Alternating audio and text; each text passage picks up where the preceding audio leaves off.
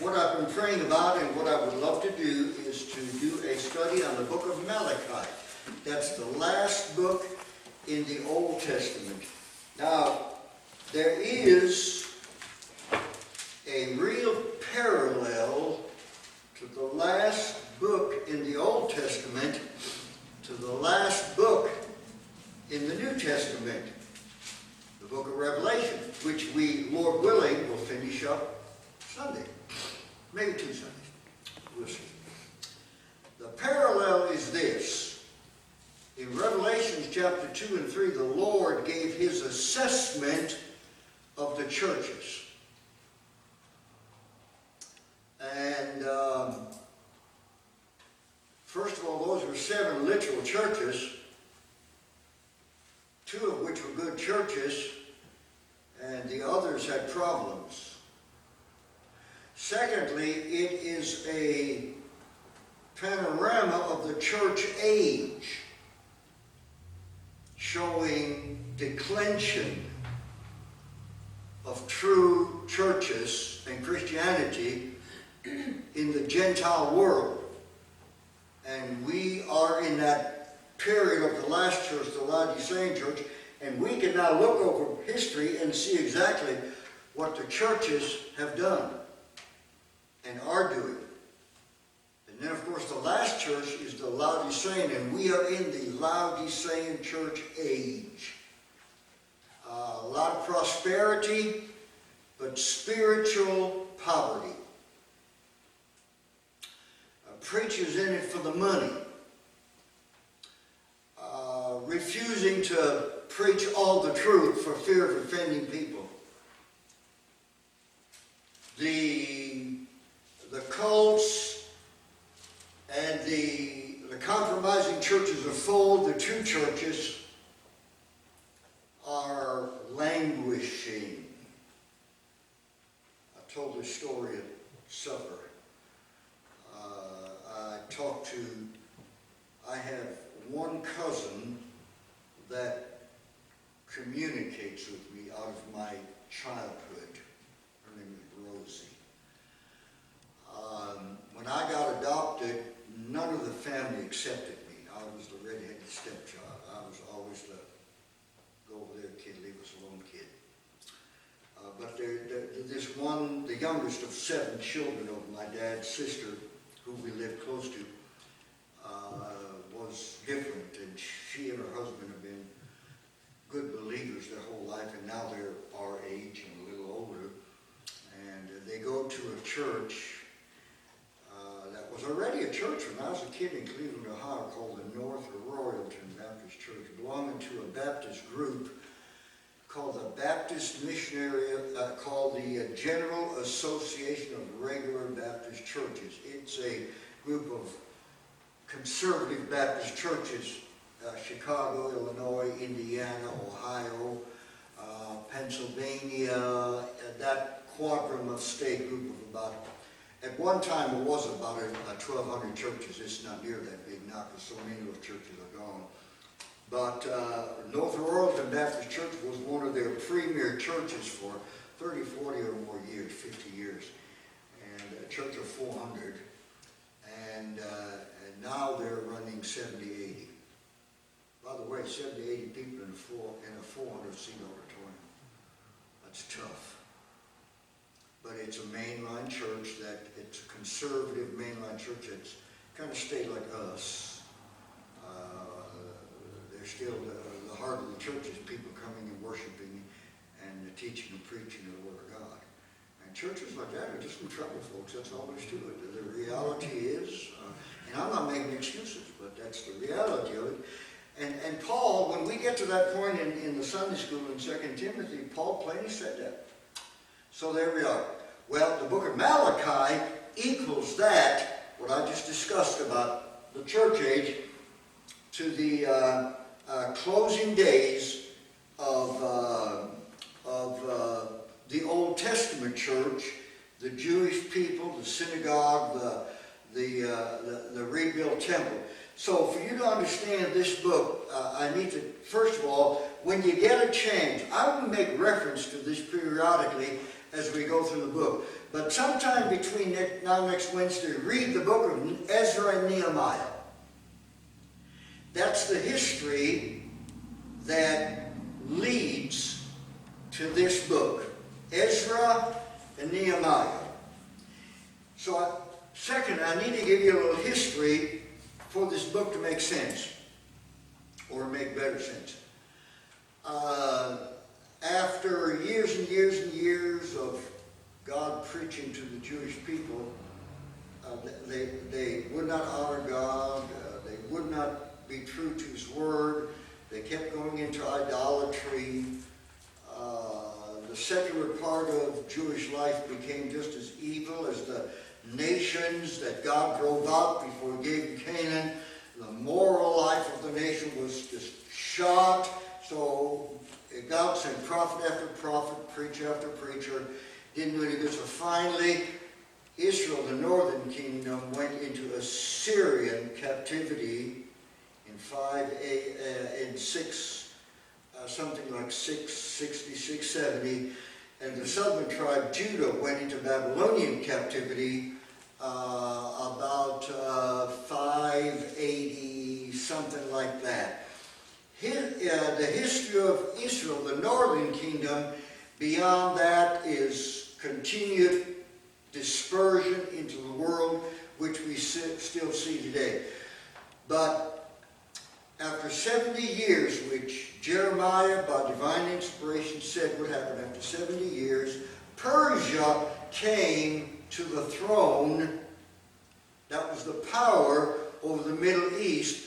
And Cyrus, the king of Persia, at the end of 70 years, released the Jews, the southern tribe, from Babylonian captivity to return to the homeland. Well, the homeland, of course, was wrecked and burned, and wild beasts had taken over, and nomads had taken over, and Jerusalem was burned to the ground, and the temple was burned to the ground. So, really, over a period of about 50 years, only about 50,000 ever went back to Judah. And God raised up a man by the name of Nehemiah, his book that I want you to read.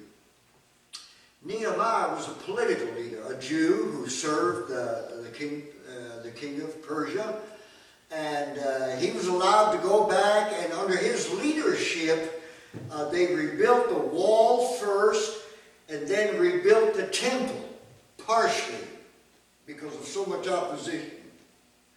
And then there was a brief period of about 3-4 years where Nehemiah went back to Persia to serve the king again. And then he ended up going back to Judah again to finish the temple. Ezra was a spiritual reformer. He was sent back to restore the worship system of Judah. Now, fast forward 80 to 100 years. 580 to 540, now to about 440 to 400. And what follows after this is 400 years of silence. No word from God. The book of Malachi closes to say that there would be another Elijah. Well, we know that's John the Baptist, not the literal Elijah. So this book falls in about a little over or less 400 BC. And what had happened, so the Jews went back, about 50,000 from the Babylonian captivity, went back to Judah, the city, the physical city, the temple rebuilt, the political system reestablished under Nehemiah. Ezra went back and established worship. So from that time, fast forward 80 to 100 years, and in that 100-year time period, the religious, political, and economic life of Judaism, Judah, Israel, temple worship, had degenerated in 100 years worse than it was at its worst before they went into the Babylonian captivity. And Malachi addresses that issue. By the way, why in 100 years were they worse off than they ever were before they went into the Babylonian captivity? The answer is, in all those years of Jewish history, there really had only been 3 really major revivals. David, Solomon, Josiah. The Abrahamic covenant, promise of the land, had not been fulfilled.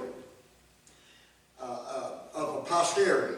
The Palestinian covenant, promise of the land, had not been fulfilled. The Davidic covenant, promise of the king, had not been fulfilled. None of those were excuses for the people leaving the Lord. But they did.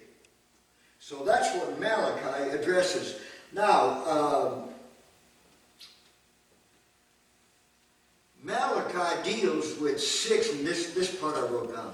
Malachi deals with 6 counts of willful sin of the priests and the people. Number 1, denying God's love. Number 2, not giving God his due honor. Number 3, rejecting God's faithfulness. Number 4, redefining God's righteousness. Number 5, robbing God's riches. And number 6, reviling God's grace. When you put all that in a nutshell, here's what it was. The Jewish religious system, the worship of the temple, was being kept. The sacrifices, the altar, their whole, when you read the book of Leviticus, which is that book that deals with Israel's worship, the tribe of Levi, that whole thing was in place, but it was heartless. It was heartless. There was no heart in it. It was just dead orthodoxy. Like so many denominations and churches today, just going through the motions.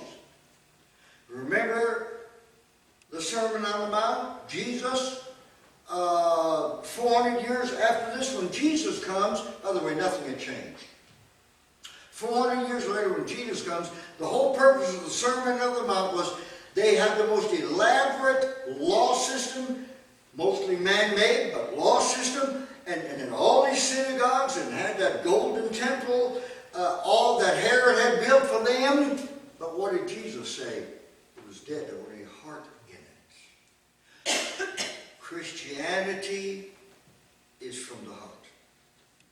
If it's not from the heart, it's not anything. Also, I want you to notice the first thing, and when we get to look at the book, I didn't get started. But if we look at the book, the first charge is denying God's love. And how much there is in the Bible that when our love for the Lord grows cold, it leads to formalism, staleness, deadness, and finally apostasy, and then death. The first of the 7 churches, what was the problem? Thou hast left thy first love. He said you were busy, you were working, you got this, you got that, but your love has grown cold. Same problem here in the book of Malachi. And then it led all the other problems. Now, there are 3 judgments rendered, God's judgments rendered in the book of Malachi. Number 1, to the priests. Number 2, to the nation. That's negative. And then number 3, to the remnant. And that's positive. There was a remnant. A remnant in the Old Testament usually meant 10%, give or take. I suspect if we look at the churches of our nation and the churches, Protestant churches, for lack of a better word, in which we're not Protestant, we're not Catholic, we're Baptist. But if you look at all the non-Catholic and non-cult churches, you would find a pretty small remnant in there of people that are really truly saved. Well, that's not anything new. It's always been that way, always will that way. God, relatively speaking, God's people in any generation have usually been a minority group. So the third judgment, the remnant, that's a positive thing, where God says, I love you, and I know you love me, and I know you're grieved over what's going on, and I know you're meeting, and I know you're praying, and I see what you're doing, and I've got everything written down, and you're going to be like jewels in my crown. So there is that wonderful positive thing at the end. Then there is a problem that we may be dealing with a little later. The issue that's been a long-standing theological issue, Jacob have I loved, Esau have I hated. Let me give you one side of it and then tell you what was really meant and why the King James translators use the word love and hate. It's really correct, but sometimes when you go from one language to another, you know what I'm trying to say. Jacob have loved, Esau have hated. Twin brothers. And by the way, the physical life on earth of Esau was a lot better than the earthly physical life of Jacob. Jacob was a real scoundrel. Esau, after the second minor blessing which he got, he went on to become a successful businessman, grew a great family. All of his family became political leaders. And the problem is his family, the Esau group, the Edomites, ended up being very wicked people. And if you'll be honest in your interpretation of the life of Esau, in Genesis, God really doesn't say anything bad about Esau, other than Esau have I hated. But it's his descendants. Every time later, when his descendants came before God, he hated them because they were very wicked people. And finally, God destroyed the whole country of Edom. Every time they tried to rebuild it, God destroyed it again. But Jacob's family, by the time Jacob, and it took years and years and years of getting knocked down and getting up, and finally he became a prince. Had power with God. He became a believer, a man of prayer. And God said, Esau have I hated, but Jacob have I loved. What does that really mean? Is that election? Oh, absolutely. Surely nobody can have a problem with the fact that of all the nations of the earth, God chose. If you don't like the word election, okay, use the word chose. God personally chose the nation of Israel to be his. And by the way, he chose the sorriest, smallest bunch. Now why would he do that? So he'll get the glory. That's why he does a lot of things. That's why he uses a lot of us. So he'll get the glory. So what's the deal with this Jacob have I loved, Esau have I hated? Here's what, if you go back to the original writings in the Hebrew, what they really meant was Jacob have I loved means God chose Jacob and his descendants for intimate fellowship. And Esau have I hated really means God did not choose Esau for intimate fellowship. Does that make sense? By the way, Christian, if you're a Christian, God chose you for fellowship. Before anything out here means anything with God, this has to be right in here. In the New Testament, service meant both service and worship. And the praise and worship group has it wrong. They have it backwards. In the New Testament, it's first worship and then praise. Our service, our work, our life, our love for the Lord comes out of our worship life in private with the Lord. Amen? Yeah. Amen. I just want to read this, and it's already 10 till, and I'll wind it up here just a little bit. The burden of the word of the Lord to Israel by Malachi. Let me talk about Malachi a minute. You see what it says there? The name, Malachi? That's it. That's all we know. We have no idea who he was, where he came from, where he went. He's never mentioned in any other place in the Bible.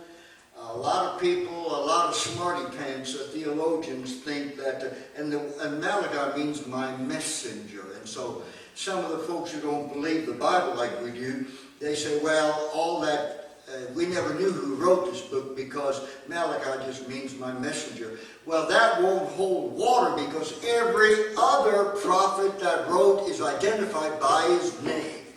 So Malachi was a real person. Now, Jewish tradition, for whatever you want to make out of that, says that he was a member of the synagogue. There was the temple, the place of worship. There was the synagogue. By the time you get to the New Testament, there were a lot of synagogues where Jewish people went to worship. But in the time of Malachi, in that 400, give or take 20-year period, what a synagogue was what you and I today would call a library. That's where the archives of Jewish people. And that's where all the history and the genealogy of the tribes was kept. But that's Jewish tradition. That's where Malachi comes from. Fact is, we just don't know. Now the word burden. You know what a burden is. Everybody has a burden to bear. Well, that was the gist here. This was such a heavy message of sin, charge of sin against the people, and charge of coming judgment, burden. This was not an easy message to deliver. The burden of the word of the Lord to Israel by Malachi. I have loved you. Now, the first thing right out of the box, the first thing there is, God says, I have loved you. And that is the statement that everything flows from. I have loved you, saith the Lord. Now then, beginning in verse 2, they come back with, you say, wherein hast thou loved us? The book of Malachi, the book of Malachi is written like a lawyer giving a defense in a courtroom. It's a series of God said, Malachi speaking for God, and the people coming back and saying, well, why would God say about that? We're not guilty of that.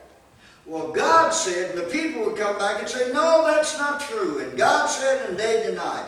The whole book is a series of questions. It's based on a scenario like you would find in a courtroom.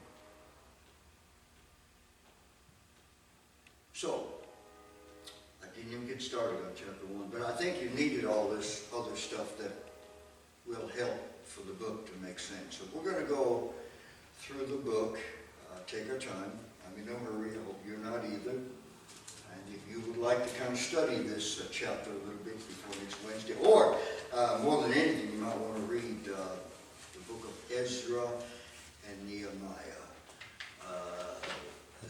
there are some things in Malachi that you cannot understand correctly unless you go back to Ezra and Nehemiah. Let me give you one illustration, and I'll quit.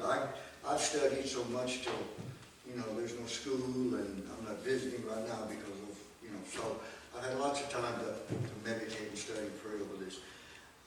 God says, I hate divorce. Well, first of all, that's a true statement. Period. God hates divorce. That's a true statement. But in this book, it means infinitely more than that. To understand that statement, you have to go back and read the last chapter of Nehemiah, where the people again, the Jewish people again, had intermixed with the people of the nations, and they were divorcing their Jewish wives to marry good-looking Gentile women. And you never would get that if you wouldn't go back and do a little comparison. So, if you have time, and I hope you do, I think all of the lives are going to slow down a little bit, probably a good thing. Read the book of Ezra and Nehemiah. Remember, Nehemiah is the political thing, the physical thing. Ezra is the spiritual thing. And there'll be some things in this book that we're going to study that will make a lot more sense. You'll get a more thorough understanding if you have a little something about those other two books. Okay? All right. And why in the end of the Bible is it not Ezra, Nehemiah, Malachi? I don't know. Other than Malachi obviously needed to be the last book, because it really is. But anyway, that's neither here nor there. Okay. Have I stirred up more questions than I've answered? I haven't? Or you're not going to ask them? You can ask. We're not that formal on this night. If you want to ask a question, you go right ahead. And you know what? This group, let's pray. I would like to think that in view of what's happening in America now, that more of our Sunday morning people would come to this on this night. Amen. That would be my heart's desire, and I know that it would be yours too. So, all right, let's stand.